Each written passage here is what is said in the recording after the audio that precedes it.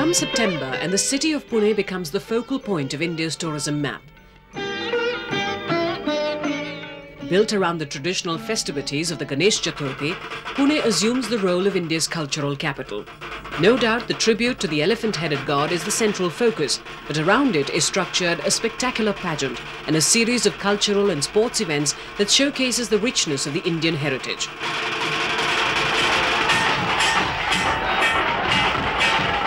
The Ganesh Chaturthi is celebrated all over Maharashtra amidst festivities, but it is here that the affair has been institutionalized. And in the past 6 years, the relentless efforts of its organizers has resulted in the festival fast becoming the high point of India's cultural calendar. The mix we have in this festival, no festival India offers. It's the top-class artists who come, there's top-class musicians who come and dance. The Pune Festival gives so much of variety for everybody, and everybody's gone to the other festivals say that they've not seen anything like this anywhere.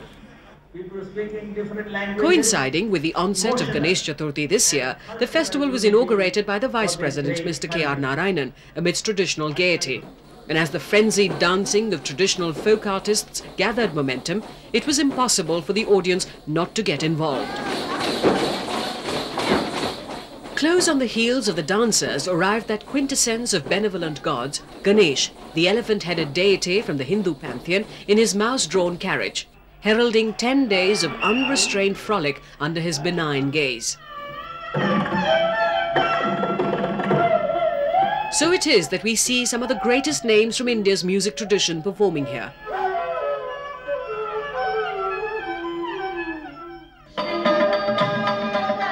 Followed by some of the brightest stars from India's classical dance firmament.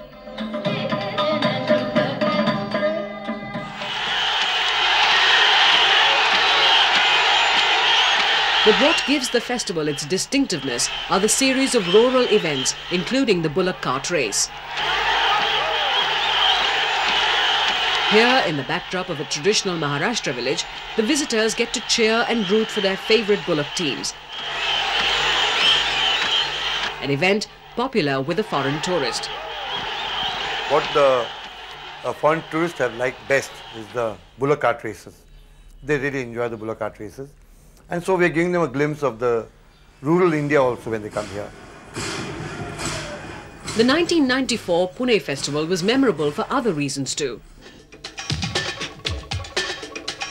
The presence of some of the greatest athletes the world has known, including the steeplechase world record holder Moses Kiptanui of Kenya and sprint queen Merlin Ottey, participating in the extravagant international track and field meet that was woven in with the festival itself.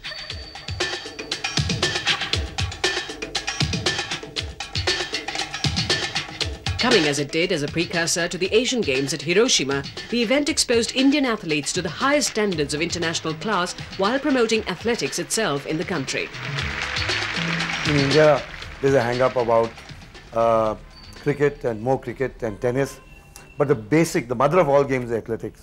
So this is primarily to popularize athletics. This is not for competition. The meet attracted over 150 foreign athletes, including teams from Kenya, China, Ghana and the United States. But the one name that had the crowds packing into the Sri Chhatrapati Stadium was Carl Lewis. And in spite of an out-of-form Lewis finishing third in the 100 meters dash, it was the mere sight of the legendary winner of the 8 Olympic golds that will remain the most cherished memory of the ITC International Athletics meet. Bringing in the great athletes for the young people to see. Everybody needs role models, everybody needs someone to look up to, and when they see us on TV, it's one thing. When they see them here, it's totally different. And it was great to see the stands full of kids.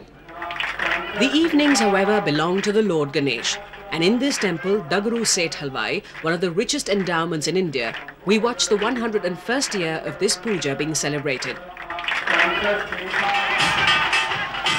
It is on the last day of the festival that the spirit of Ganesh comes alive, as the god is ceremonially taken for ritual immersion. The mood is of frenzy. Chants of the slokas are invoked, pleading with Ganesh to return next year. The air is sprinkled and faces rubbed with coloured powder, and personal rituals are conducted.